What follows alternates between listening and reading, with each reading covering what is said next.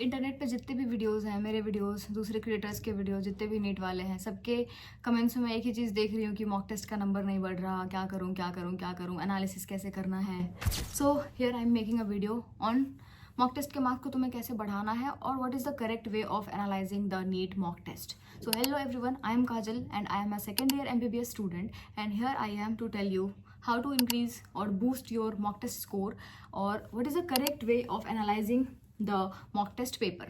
For instance हम लोग NEET के पेपर का एग्जाम्पल लेने वाले हैं. यहाँ पे मेरे साथ है इस एपिसोड में एक गेस्ट जो कि है मेरा नीट 2023 का पेपर.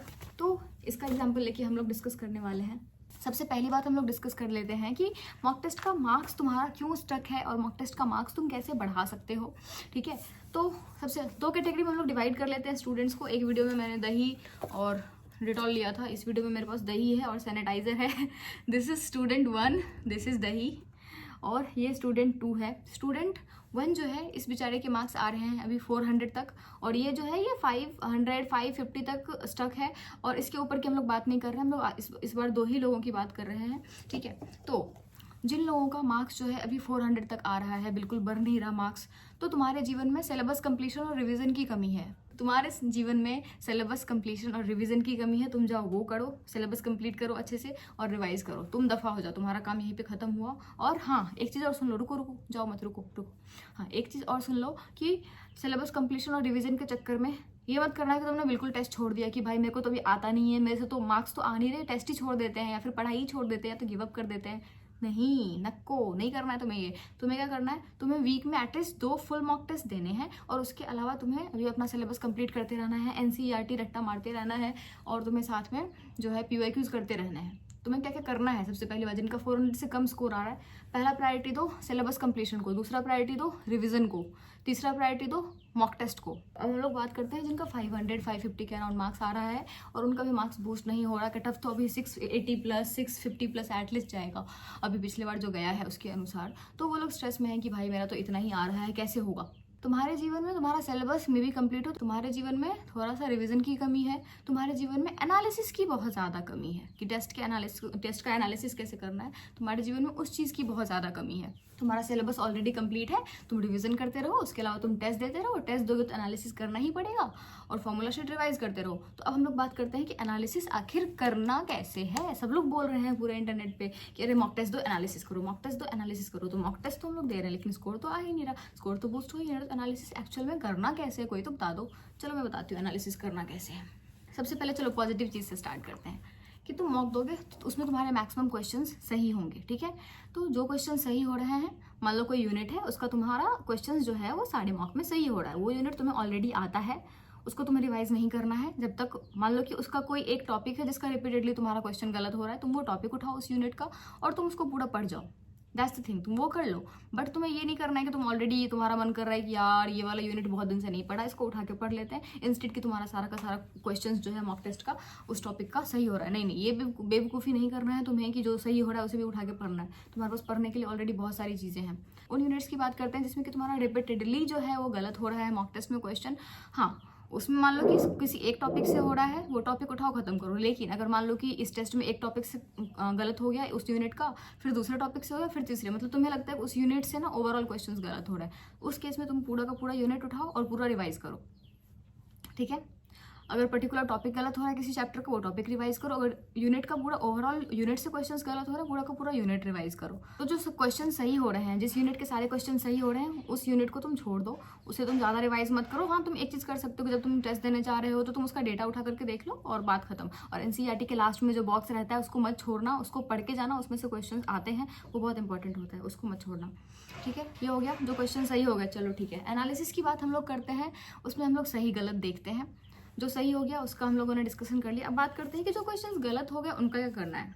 मैंने तुम्हें 2 चीज़ बताई ना कि अगर मान लो कि तुम्हारे पहले भी मॉक टेस्ट में वो क्वेश्चंस गलत हुए हैं और वो किसी यूनिट का क्वेश्चन है और उस यूनिट का तुम्हारा पिछली बार दूसरा क्वेश्चन गलत हुआ था, उससे पिछली बार दूसरा क्वेश्चन गलत हुआ था, तो तुमने उस टॉपिक को तो पढ़ लिया, लेकिन ये इस बार ना दूसरा टॉपिक गलत हो गया उसी यूनिट का, तो तुम्हें पूरा यूनिट उठा के पढ़ना पड़ेगा. लेकिन मान लो कि पिछली बार भी एक टॉपिक गलत हुआ था, उस टाइम तुमने इग्नोर कर दिया, कि अरे नहीं छोड़ देते हैं, और इस बार वापस से वो टॉपिक गलत हो गया, तुमने उसको मिस्टेक बुक में भी नहीं लिखा, तुम क्या करोगे, उस यूनिट का सिर्फ वो टॉपिक उठा के रिवाइज करोगे। अगर सेम ही टॉपिक तुम्हारा बार बार गलत हो रहा है तो सिर्फ वो टॉपिक पढ़ोगे। अगर यूनिट का ओवरऑल क्वेश्चन गलत हो रहा है तो तुम पूरा यूनिट रिवाइज करोगे। तो एनालिसिस का सीन क्या है, एक तुम रखोगे मिस्टेक कॉपी। अगर तुम्हारे पास मिस्टेक कॉपी नहीं है तो 5-10 रुपए वाली कॉपी लो, उसके ऊपर लिख दो बड़ा सा मिस्टेक कॉपी, और वो तुम्हारा बन गया मिस्टेक कॉपी। जो भी क्वेश्चंस, जो भी फॉर्मूला के बेसिस वाला क्वेश्चन तुम्हारा रिपीटेडली गलत हो रहा है उसको तुम लिखोगे मिस्टेक कॉपी में, और तुम हर मॉक से पहले उसको रिवाइज करके जाओगे, और नीट से पहले भी तुम उसको रिवाइज करोगे। बेसिक ये कॉन्सेप्ट होता है मिस्टेक कॉपी का, ठीक है। मिस्टेक कॉपी, मिस्टेक बुक, जो भी तुम बोलते हो। ये बेसिकली बायो की हम लोग बात कर रहे थे कि बायो का जो क्वेश्चन है उसका कैसे तुम एनालिसिस करो। तो बायो में तो जो भी क्वेश्चन गलत होगा तुम एनसीईआरटी उठाओगे, एनसीईआरटी उठा करके तुम देख लोगे कि हाँ इसमें मैंने क्या सोचा था। दो चीज तुम्हें सोचनी है, इस क्वेश्चन में मैंने क्या सोचा था, दूसरी चीज इस क्वेश्चन में मेरे को सोचना क्या था। दोनों को कंपेयर करोगे, अच्छा यहाँ पे गलती हुई, उसको तुम मिस्टेक बुक में लिखोगे कि मैं कंफ्यूज हो गया। मान लो कि बहुत सारे स्टूडेंट ग्लूकोनियोजेनेसिस और ग्लाइकोजेनोलाइसिस में कंफ्यूज हो रहे हैं, तुम उसको मिस्टेक बुक में लिखोगे कि अरे मैं तो यहाँ पे कंफ्यूज हो गया, उसको तुम वहाँ पे लिखोगे।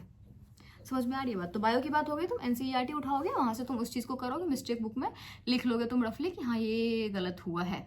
एक एडिशनल पॉइंट मैं बायो में बताऊं, कुछ क्वेश्चंस होता है ना जिसमें कि ABCD करके बहुत सारे स्टेटमेंट्स लिखे रहते हैं और उसमें बताना होता है कि करेक्ट, इनकरेक्ट या उससे रिलेटेड क्वेश्चंस रहते हैं। कभी कभी ऐसा होता है कि उसमें से तुम्हें एक स्टेटमेंट तो पता है कि ये सही है या गलत है, एग्जैक्ट, और एलिमिनेट करके तुम्हारा वो क्वेश्चन भी बन गया और वो सही भी हो गया, लेकिन एग्जाम में तुम्हें ये पता चल रहा है कि ये वाला जो ऑप्शन है ना ये मेरे को समझ में ही नहीं आ रहा कि ये क्या है, मैंने पढ़ा था लेकिन मैं भूल गई हूँ। तुम उसी टाइम पे डॉट लगाओ उस ऑप्शन पे, क्योंकि अगर तुमने उसको छोड़ दिया ना तो तुम्हें बाद में पता भी नहीं चलेगा कि अरे मेरे को टेस्ट में इस चीज में प्रॉब्लम हो रही थी। उसी टाइम उस ऑप्शन पे तुम डॉट लगाओगे और फिर जब तुम एनालाइज कर रहे होगे पेपर को ना तो वो टॉपिक उठा करके तुम एक बार पढ़ लोगे। इस तरह से तुम्हारा कंप्लीट एनालिसिस होगा कि जो तुम्हारा गलत हुआ वो भी, और जिसमें तुम्हें डाउट था थोड़ा बहुत उसमें तुमने डॉट लगा दिया, उसको भी तुम पढ़ लोगे, तो तुम्हारा बहुत अच्छे से एनालिसिस हो जाएगा। तो बायो में एक तो तुम्हें डॉट लगाने वाला मेथड यूज करना है, जिसमें तुम्हें थोड़ा बहुत डाउट है उसमें तुम डॉट लगाओ, भले वो क्वेश्चन सही हो गया फिर भी तुम उसको एनालाइज करोगे। जो गलत हुआ उसका मैंने बता दिया। केमिस्ट्री की बात करते हैं। फिजिकल केमिस्ट्री का कोई क्वेश्चन गलत हुआ है उसको तुम निकाल करके पूरा सॉल्व करोगे, उसका कॉन्सेप्ट देखोगे। इनऑर्गेनिक केमिस्ट्री एनसीईआरटी उठाओगे, देखोगे कि उस टॉपिक में क्या लिखा हुआ था, तुमने क्या सोचा था।